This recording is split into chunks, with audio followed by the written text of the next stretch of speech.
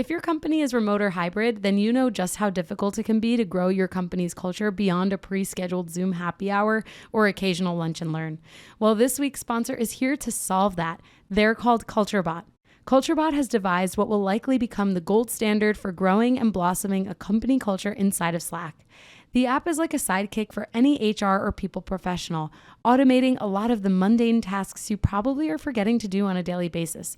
Things like birthday and work anniversary celebrations, team shoutouts and kudos, employee introductions, and remote games. It even has health and wellness tips and conversation starters.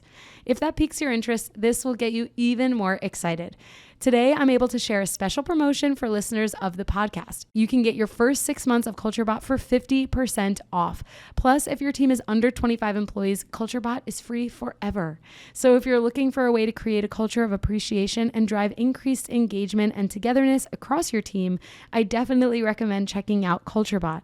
Go to getculturebot.com/humanhr.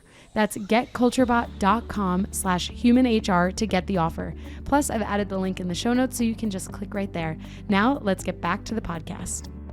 Welcome to the Bringing the Human Back to Human Resources podcast. I'm Tracy Chernoff, and I've spent my entire professional career in HR.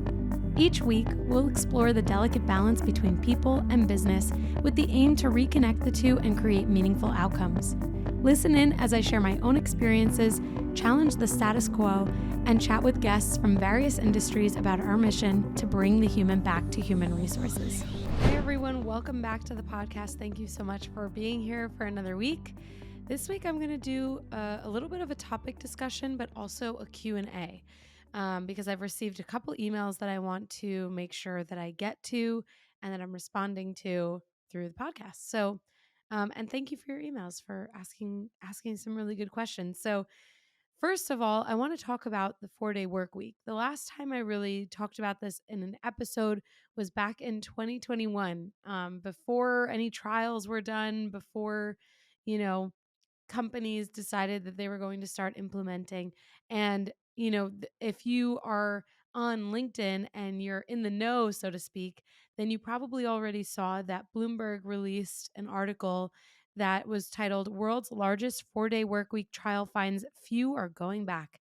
And it was about the trial that was done in the UK, where 61 organizations, which was roughly almost 3,000 employees, voluntarily adopted truncated work from June to December in 2022. And basically, these 61 organizations tried essentially this 4-day work week. Of these 61 organizations, only 3 organizations decided to pause the experiment, and 2 are considering or still considering shorter hours, which is in this data that was released last week. And actually, by the time you listen to this, this is now 2 weeks prior. So February 20th is when the article came out. And basically, of these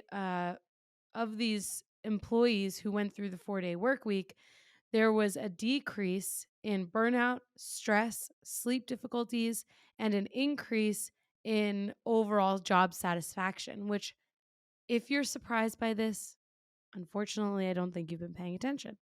I am not surprised by this at all. I think what's really interesting is, and I guess this is also an important piece to clarify.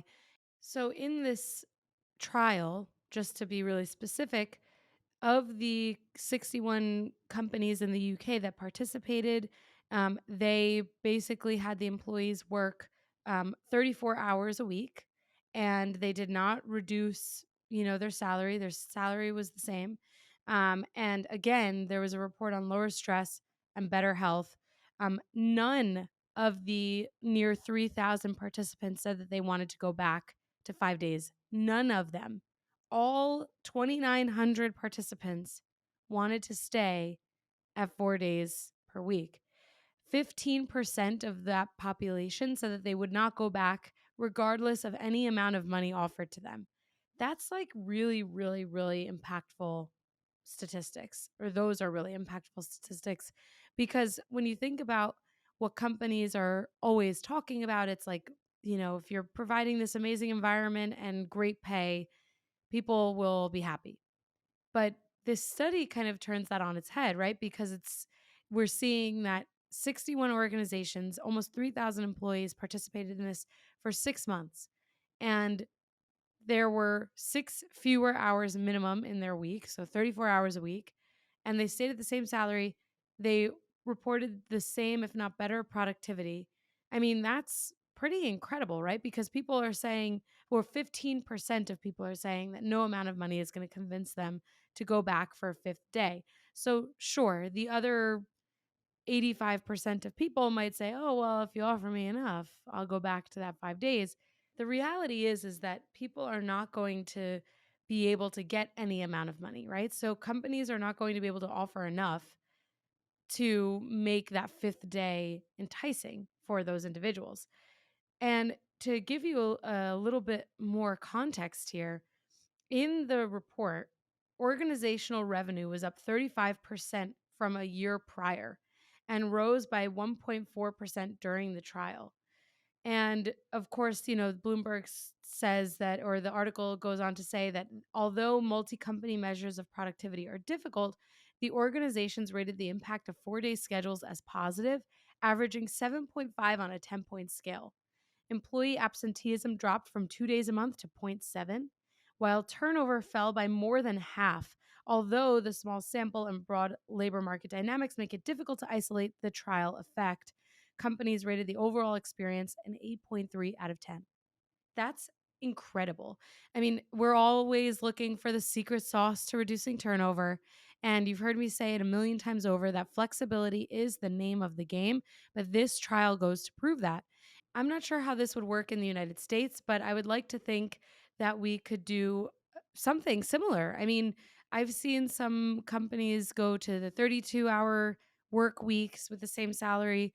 I think I wouldn't be surprised if the US kind of approached this, well, if you go to 4 days, then your salary changes. Wouldn't be surprised.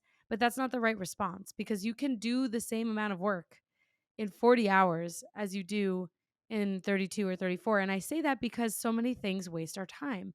Think about how many hours you sit and waste in meetings where you could have just had heads down time to work on that thing and then come together, maybe less frequently or in a way that's more productive.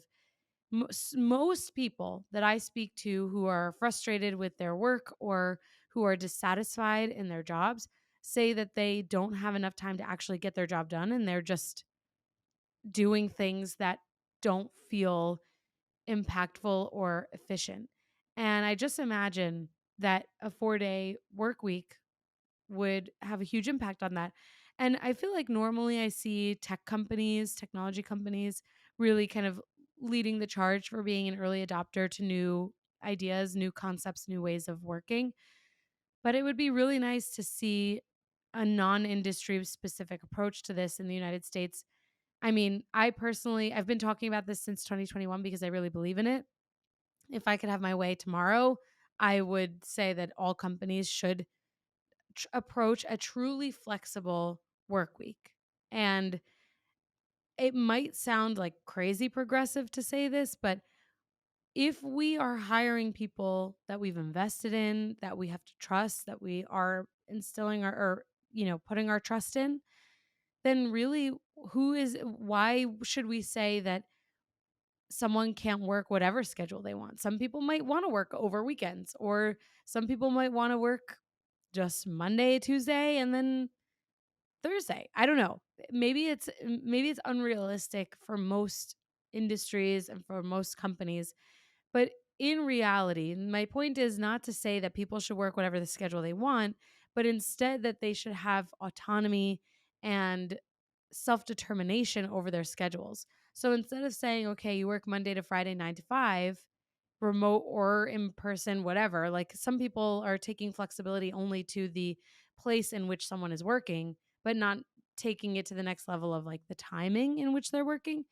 So if we take it to that next level for the timing purposes, who's to say we couldn't say, there are certain points in the day, like a typical business is going to operate between like the hours of 8 and 6. So there might be things that come up that you will need to be present for, but the rest of your day is yours. You need to figure out how to get your work done, whatever that means to you. If I'm paying someone to work for my company, I need to be able to trust them. And if I can't trust them to work and do the job when the job needs to be done, then why am I hiring them, right? And of course, there's always going to be that 10% of people or whatever the statistic is for those who are not meeting expectations and you have to manage them. And it could be made harder when things are really flexible. I get that. But I'm not saying to flush the format completely. I'm saying we need to embrace more flexibility. And of course, I can't forget my roots. I mean, I come from retail, right? This type of flexibility might seem really hard, but actually, it's not. It's just through technology that we're able to make flexibility more accessible.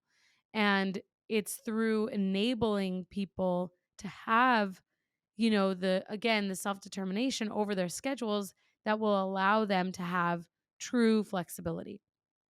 Of course, in roles that are customer facing, where you can't necessarily control when a customer is working, you might not be able to have this same level of autonomy and flexibility. I get that. But when I think about like even my job or like an HR job, the job is already flexible because someone could call you at 10 o'clock at night because something, an emergency happened. And that's not 8 to 6, that's not 9 to 5, right? But it doesn't mean that you're not going to take the call. It doesn't mean that you're not going to, work at that time if it's what the job calls for. So I just think that companies really need to think about, okay, what can they control about flexibility? What can they influence about flexibility? And as we've seen in this trial, what companies can influence and control is the expectation around work, the expectation around when someone is showing up to complete a job that they've been hired to do. So, again, I'm not saying that all leaders will make this work. I'm not saying that all industries or all companies or all practices would be able to thrive in a fully 1000% flexible environment. But I do think that the 4-day work week could also make someone who has to, maybe a job that requires someone to be in person, 4-day work week could actually be much more interesting for them. So, in ways, I think that this actually enables flexibility for companies or industries that historically couldn't be very flexible. Like, I could imagine a world where retailers allowed their sales associates to pick how many days a week they wanted to work without a reduction in their pay, without a reduction in their benefits eligibility, without a reduction in their, you know, understood performance and things like that. I mean, I think it's really compelling. And actually, I'm going to have to find this study and I'll link it in the show notes if I can find it. And I'll link, of course, this article, as you guys know, in the show notes as well. I remember reading something, I think it was in 2022, about a retailer that adopted this 4-day work week approach in the US. I had to find this information because that's exactly what I'm trying to say. No one is forcing a hand here. There's no expectation that 4 days is more flexible or, a lack of business hours is more flexible. It kind of depends on what works for the business. But I mean, I would love a 4-day work week personally. I I feel like I've said it a million times over on this podcast that working 40 hours a week is unnecessary. If you're really being efficient and productive. And I can if I add up the hours that I spend during the day not working at my max capacity, not working super efficiently, like it probably would be that 6 hours, 6 to 8 hours. It probably would end up being that per week. Where if I knew I had Monday to Thursday or Tuesday to Friday or whatever that looks like where I'm working that 4 days, I'm probably going to have uh a much more productive week and an increase in that productivity. And I'm a pretty productive person. And I feel like most of you are probably feeling the same way. Maybe not. I think everyone works and does things differently, but you never know. Again, I think it depends on what we see as flexibility. To me, it's like you don't have to force a 4-day work week, but you can offer it. And it would be interesting to see if people accept it, if people don't.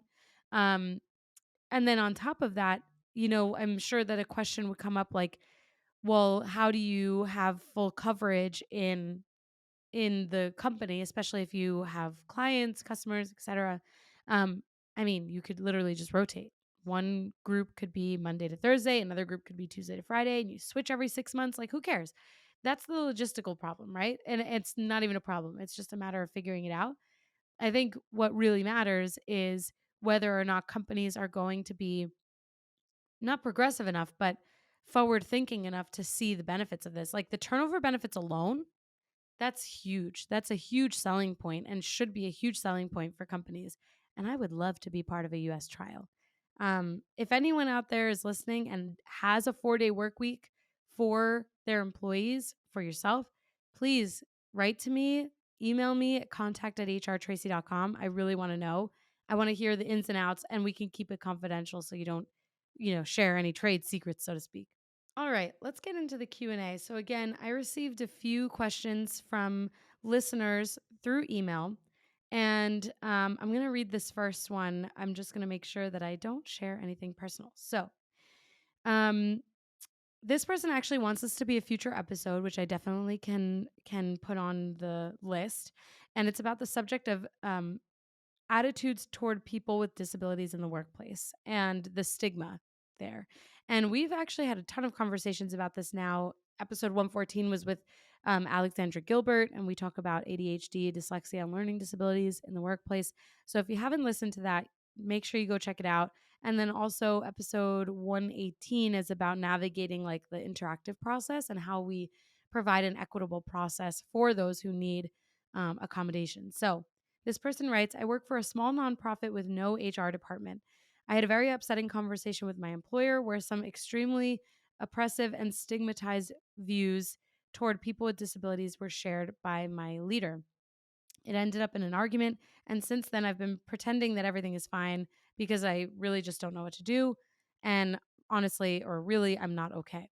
I'm a person with a disability, and my boss is aware of this. I'm wondering whether it's safe for me to continue working at this organization, knowing what this person's attitudes might be. Should I try to address this problem or ask for clarification around what was said?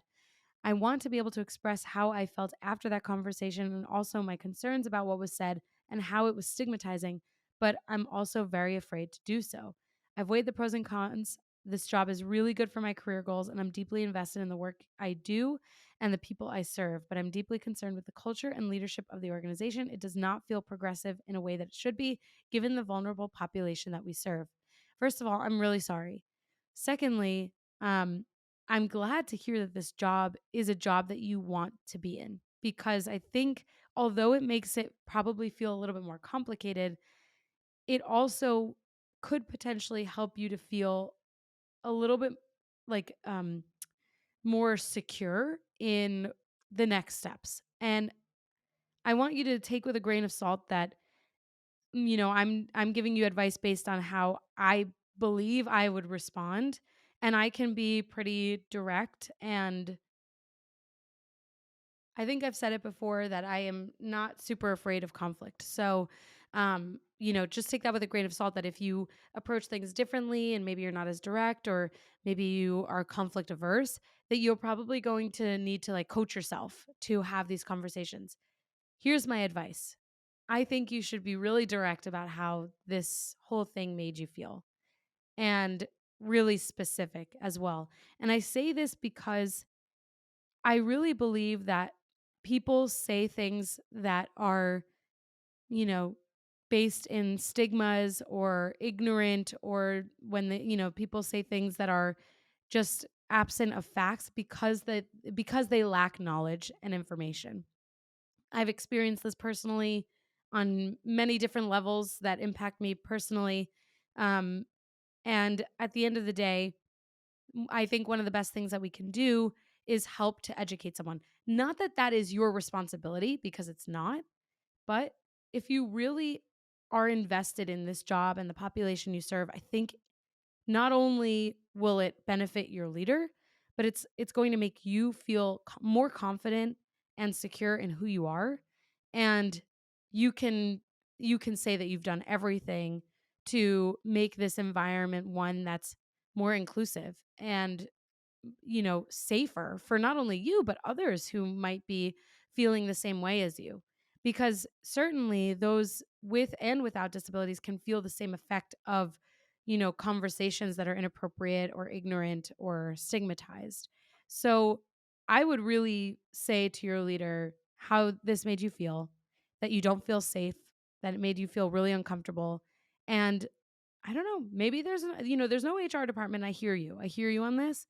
But I also think, especially if you've had a good relationship up until this point with your leader, I think you could suggest not sensitivity training, but maybe it's that. Maybe it's like diversity training for everyone in the organization, because it almost sounds like the population you serve could be connected in some way to what you experience, or at least maybe is a vulnerable population that requires more um, empathy.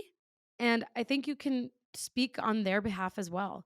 And I really encourage you to use your voice, because honestly, whether this is a job that you really love or not, you have a voice. You've been given a voice for a reason. And I really think that you should feel comfortable being yourself and speaking up for yourself. And so I really hope that you do. And if you don't, I don't think you should feel bad. But I think that people overall benefit and get so much out of using their voice and being who they are and just sticking up for themselves. And I'm really sorry that this happened to you. um it's totally not okay. And if you call it out, then you inherently are saying that it's not okay. And it doesn't matter if it's weeks later. People will always say, "Oh, why didn't you bring this up in the moment?" Hello, I had to process. I mean, come on, get real. If your boss pushes back and says something like that, you can say, "Listen, I mean, put yourself in my shoes. Like, this is not an easy thing to talk about, and I honestly didn't know how I felt, and I needed time to process, and that shouldn't discredit what I'm bringing up now." So email me back. Let me know what you decide to do and how everything works out. Next question. I work in California as an HR specialist for an education conglomerate, let's say, or organization. I love the experience in empowering employees and your podcast. Thank you so much. Can you please provide me with additional examples on how to help my employees regarding when HR should step in? Also, do you have an HR cheat sheet or highlights for questions ranging from short-term, long-term disability, FMLA, sample interactive process forms, returning to working requirements, and a ton of other documents? Thanks in advance. So I don't have cheat sheets, but I can certainly make those. I'll have to put some thought into this. So thank you for the suggestion. I will see if any of the people that I'm connected with have documents as well. But let's get to your question first. So, examples for when and or how to help my employees regarding when HR should step in. It's hard, right? Because what we do is so gray. Everything that we kind of come in contact with is very, it's very much like I don't know, a spectrum. So sometimes it's based on the situation. And so I would say that in terms of examples for how to help your employees knowing to know when to step in, excuse me, I think it kind of comes down to building up their confidence. So if they're, coming to you for every single thing and they're like, "Oh, this happened with this person, this happened with this teacher," or what have you, I think you can start to use those conversations to say, "Hey, we've had a few situations like this. Here are the similarities, and you're coming to me because you recognize that there's probably some level at which we need to support." That's your initial signal. And then instead of giving them the answers right away, it's kind of like a coaching conversation where you're getting them to answer their own questions. That is probably one of the best ways that you can help your employees to navigate when and how to step in, because then they start to think about the process themselves and they start to answer their own questions. And on top of that, I think you also could role play with your employees, whether it's through, your staff meeting or during a regular meeting that you have. Bring in examples of things that have come up recently and have everyone weigh in on it. That exposure where, maybe they haven't had exposure unless it was their specific example or circumstance, that exposure is going to give them an opportunity to train and hear a different perspective or a way to approach things before needing to, or before even coming across that themselves. So that would be my recommendation. It's honestly, it kind of just takes time. It's something I'm sure you know as an HR specialist that it's over time that we develop the confidence and that we develop the process around dealing with things that require our involvement. So I would really encourage you to create as many training and learning opportunities as possible, and ask questions. Like, ask them if there's something that they feel a lack of confidence in or insecure about. And that will help you in figuring out where you can help them and better support them as well. Let me know if that helped you. Feel free to email me back and let me know how things are going. For anyone who might have questions that, if you have not heard the answer to your question or you haven't asked a question before, email me at contact@hrtracy.com. Everything is linked in my show notes as well, so you can just click there. I love getting questions, and it really helps me to understand where the conversations can go and where the content that I'm providing you is most valuable in terms of what we're discussing. So thank you so much for reaching out. I really do appreciate it. And again, thank you for being here for another week. Next week is also an episode just with me, so no guest next week either. But I really look forward to continuing the conversation, continuing to answer your questions, and I hope you have an amazing rest of your week. Also, before I forget, the mini series is officially launched, the Open to Work mini series. So those episodes are coming out on Thursdays. So make sure you check them out. And if you have anyone in mind that could be, that could come on the mini series, send them my way. There is a link in the show notes as well to have the form submitted for the mini series. And be sure to share those mini series with people who are hiring or might really be interested in the person who's open to work. So with that, thank you so much. I'll see you next week for a regularly scheduled typical podcast episode on Tuesdays. And I'll see you on Thursday for a mini series episode. Have a great one. Hey, just before you go, don't forget to subscribe to the show so that you are the first to hear when an episode drops each week. And maybe leave a 5-star review and a comment about how much you loved this episode. Plus, if you have someone in mind who would really enjoy this episode, make sure you share it with them. Thank you so much for tuning in, and I will see you next week.